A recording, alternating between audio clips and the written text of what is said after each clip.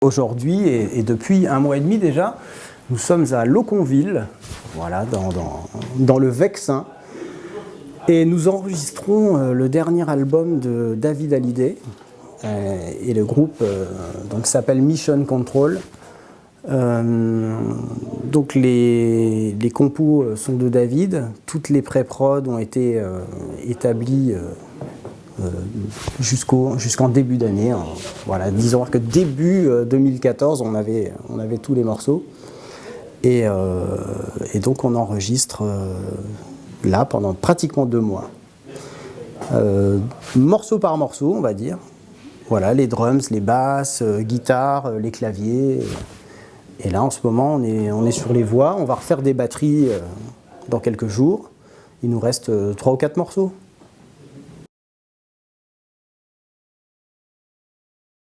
Alors, mon rôle au sein du groupe, c'est de jouer donc des batteries que je me partage avec David et aussi certains claviers.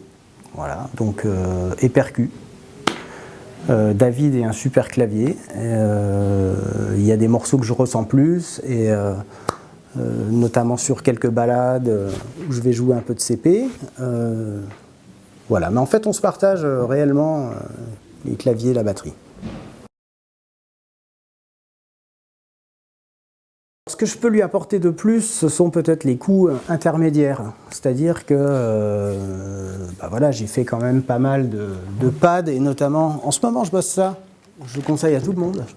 Voilà, je fais une petite pub pour mon ami Franck Agulon, qui a sorti un drumbook assez exceptionnel, donc beaucoup de pads.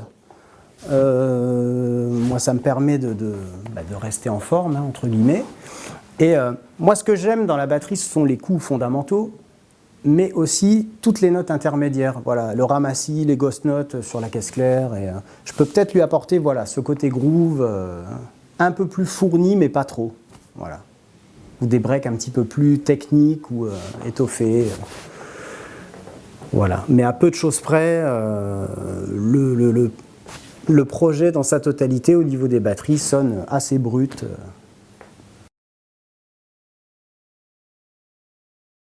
En fait, il connaît ses parties, voilà, puisqu'il les compose à la source.